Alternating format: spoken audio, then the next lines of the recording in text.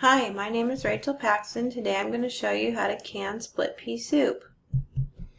What will you get out of this class? You will learn how to make and can homemade split pea soup. I'll lead you through the process step by step. I'll give you the recipe, canning supply list, and altitude reference chart that you can download and print out for future reference. You'll find those in your course materials. You'll also gain the confidence you need to try more pressure canning recipes on your own. My name is Rachel Paxton. I'm a freelance writer, a mom of 5 children, ages 28 to 6. This is me and my husband Dave. We've been married for 20 years. These are 3 of our kids. Zachary and Christian are twins. They're almost 11, and Trenton is 6. We also have a 28 and a 26-year-old daughter.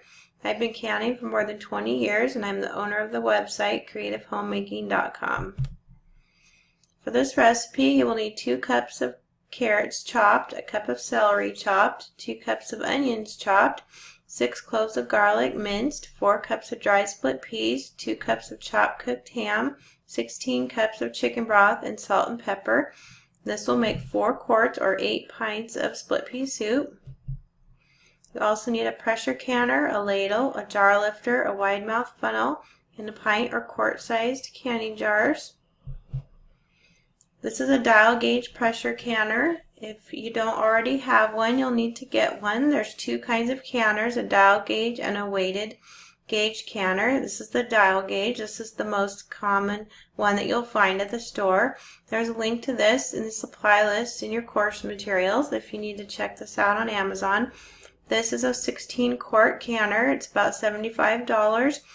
You can get a 23-quart canner for $100. This is a really good investment if you're going to start canning. You can spend less money on a boiling water canner, but if you're going to do very much canning, I recommend you get a pressure canner right away, because you can use a pressure canner for boiling water or pressure canning, and you can only use a boiling water canner for boiling water canning. You'll also need a jar lifter. You also need a wide mouth funnel. These are really nice for filling your jars. They sit in the top of your jar so they don't tip out when you're putting food in your jars. First thing you need to do is chop your carrots and onions and celery, and also chop up your garlic. This is what your dried split peas look like. You can buy them in small bags or large bags. I buy them in 25-pound bags, which will last you for years. It takes a long time to eat that many split peas, but it's great for food storage if you're into food storage. I keep them in 5-gallon containers, and you only need 4 cups to make 4 quarts. So the split peas will go a long way. You want to rinse them off to make sure there's no dirt or other debris in your peas. Then you want to take a large stock pot and saute your carrots, celery, and onions until they're soft. You can add a little water to the bottom of the pans to keep them from sticking. You next want to add the chicken broth, salt, and pepper to your taste, and the split peas to the stock pot. You can use whatever kind of chicken broth you like. I use this MSG-free chicken bouillon that I just added to water. And you want to cook all of that, or simmer it, for 60 minutes. Then you want to add the ham and simmer for 20 more minutes.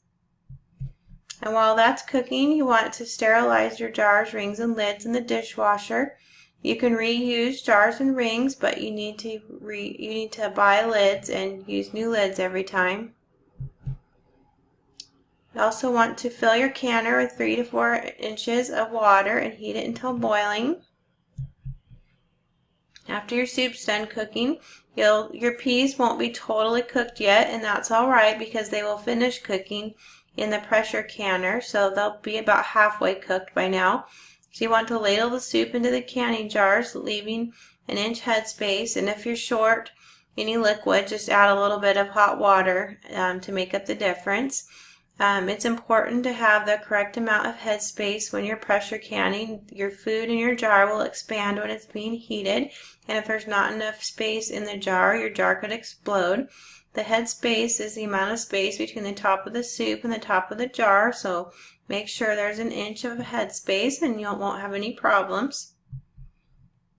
You next want to wipe the rims of the jars with a damp paper towel or kitchen towel to make sure your jars get a good seal. Put your jars, your rings and lids on your jars, just finger tight. They don't need to be super tight. And process them in your pressure canner at 10 pounds pressure for 70 minutes for pints or 90 minutes for quarts. This is what your pressure canner will look like. When you put your lid on, there's an arrow on top that helps you line it up so it gets locked on there.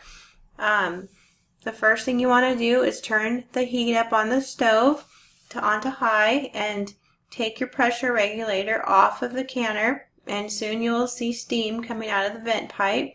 You want to let the steam come out for about 10 minutes and then put the pressure regulator back on the vent pipe. And after a few minutes, the pressure will start building in your pan and the lid lock will pop up, and you will know that the pressure is building in your pan. You'll start to see the dial move on your gauge. It will go up to 10 pounds, and as soon as it starts passing 10 pounds, you want to turn the temperature on your stove down to low. If you don't turn the temperature down, the pressure will keep building and it will get too much pressure, and you don't want that to happen. So adjust it until it's right at 10 or 11.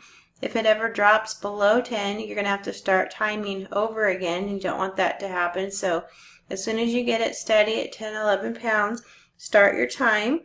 And if you live at over 1,000 feet in elevation, you'll need to adjust your processing time.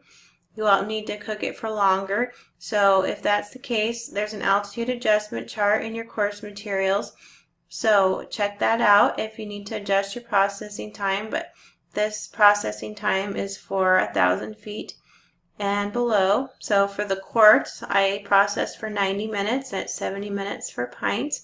So after the time's up, you want to just turn the stove off and let it sit until the lid lock pops back down, which will take 10 or 15 minutes for the pressure to release. Don't do anything with the pan until the lid lock goes down, and about 10 minutes or so after the lid lock goes down, you can safely remove the lid and take the jars out of the pan. Let the jars sit on the counter until they cool on a kitchen towel. When they seal, you'll hear a pinging noise. Oftentimes your jars will seal in the canner, so they may already be sealed, or they could take 10 or 15 more minutes to seal. You can tell if they're sealed or not by pressing your finger down in the middle of the lid. If the lid goes down and up again, it's not sealed, and you want to put it in the refrigerator and eat it within a week. If it is sealed, you can put it in a dark, cool place for 1 to 2 years. The split pea soup recipe is really good. I've been having fun making a bunch of different soup recipes these past couple weeks, and split pea soup is definitely one of our favorite, and it's very inexpensive. The split peas are very, very cheap, and if you have leftover ham from dinner some night or from a holiday meal, this is a great way to use up some leftover ham. So give it a try and see what you think, and I hope to see you again next time.